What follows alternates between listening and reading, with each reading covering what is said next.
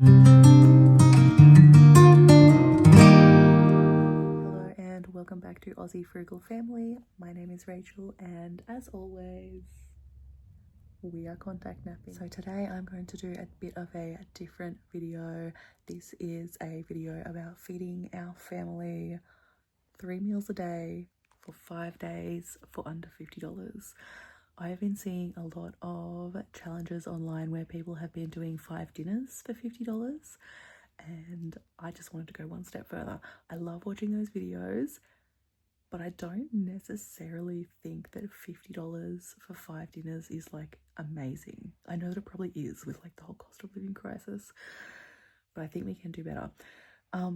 Because I wanted to really challenge myself as well, I decided to do this with no rice, pasta, beans, legumes, lentils, none of that, because that just would have been too easy, right? And I don't do easy things. For some reason, I like to make my life difficult. And to be honest, this was difficult. This is by no means like enough food to feed a person throughout the day. I think you would need snacks. I needed snacks for this little challenge that I was doing.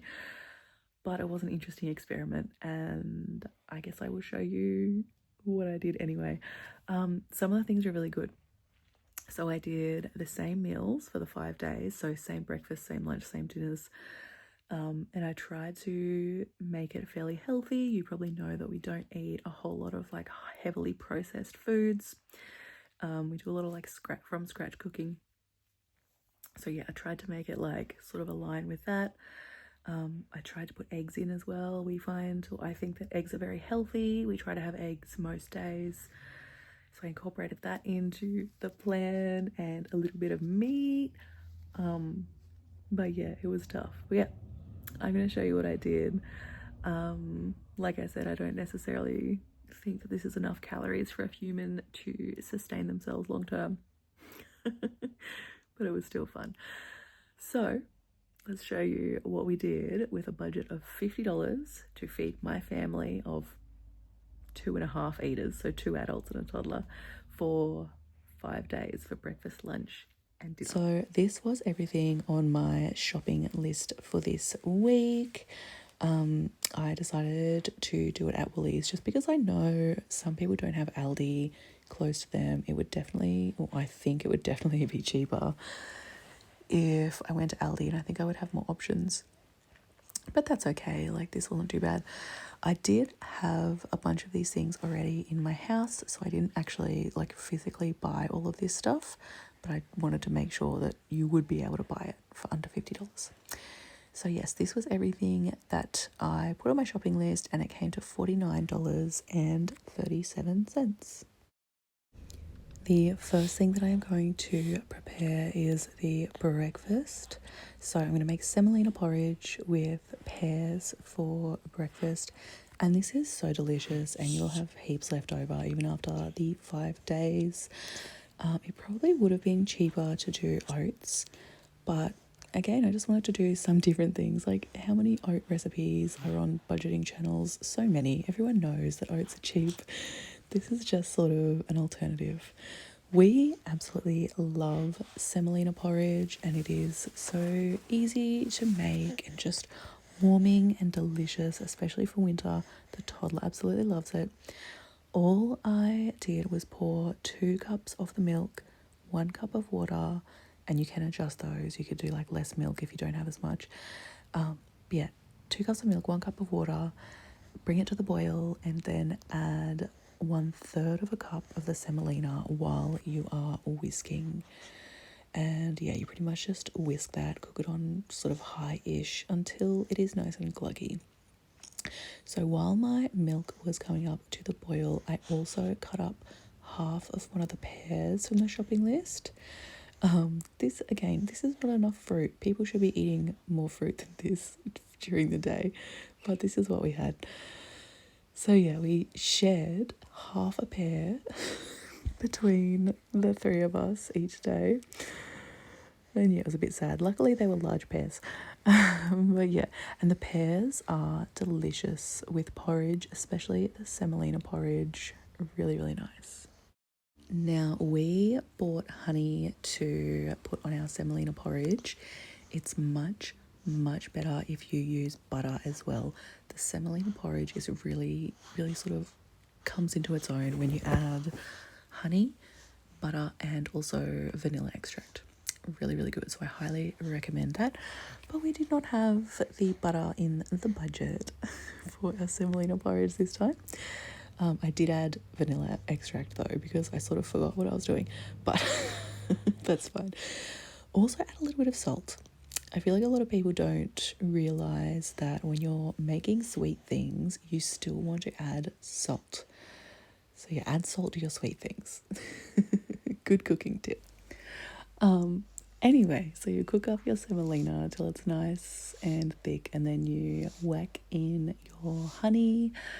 And yeah, I poured it into bowls, topped it with the pears, and we had a beautiful little breakfast. We could definitely eat this 5 days in a row and be totally content. So yes, breakfast was definitely a win.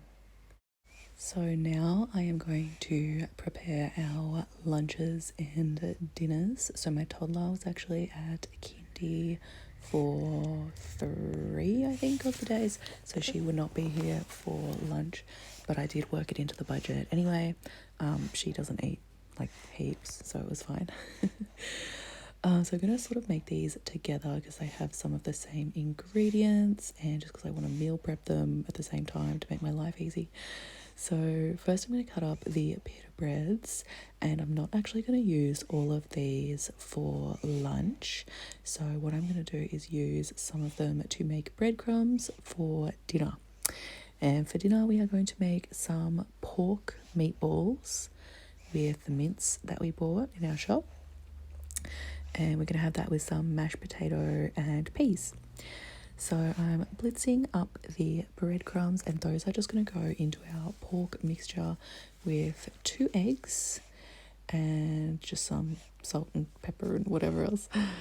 And yeah, we're just going to mush all that up together. Once that is nice and combined, I'm going to roll them into little meatballs, and I'm going to pop them in the air fryer just because it is so easy doing this in the air fryer. I don't want to stand over a stove. I just whack them into the air fryer. I think I cooked them at 180 for like 15 or 20 minutes or something. Just cook them until they're cooked. It's fine. You can figure it out.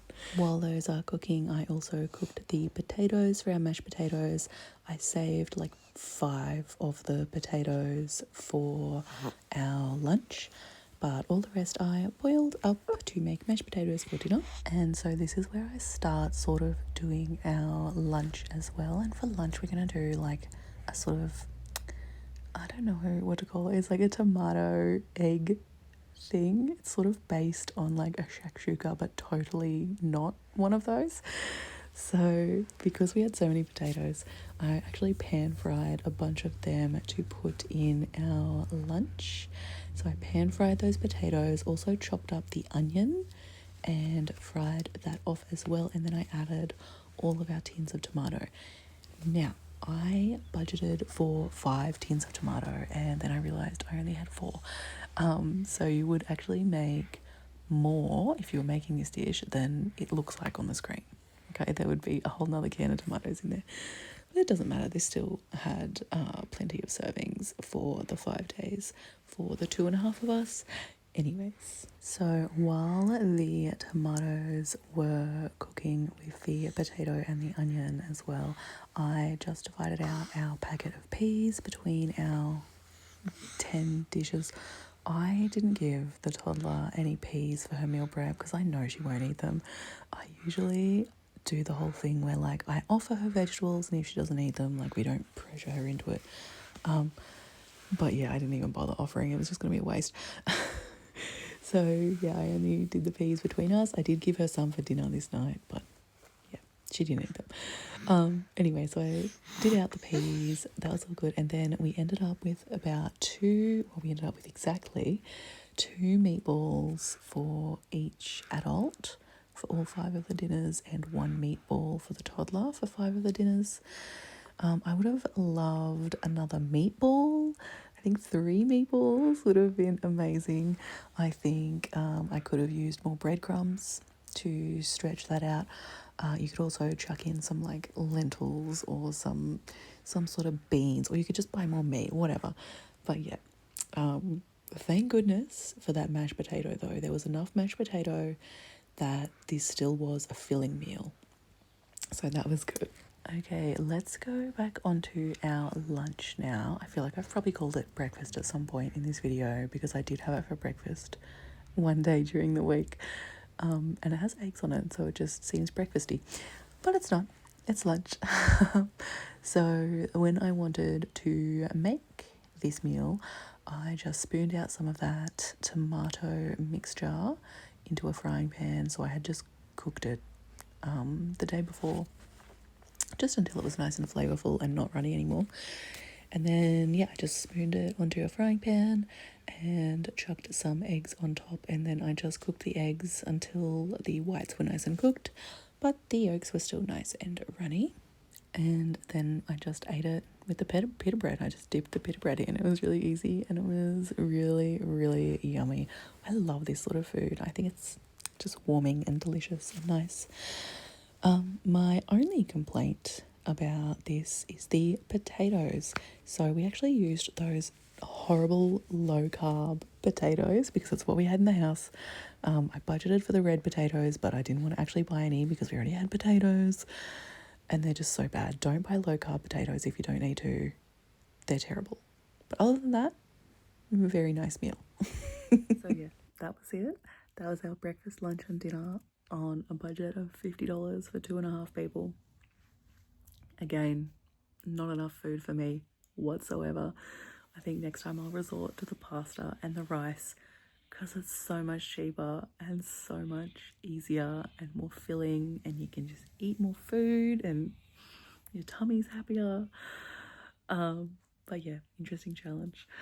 Let me know what you would do with $50 if you had to feed your family for the next 5 days with $50, because it was hard. I thought it was going to be way easier, but I'm not the budgeting queen I thought I was.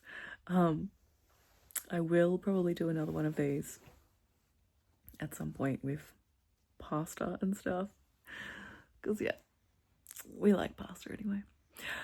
But yeah, so what did we have? Semolina porridge for breakfast, egg shakshuka type thing with pita bread for lunch, and pork meatballs with mashed potato and peas for dinner.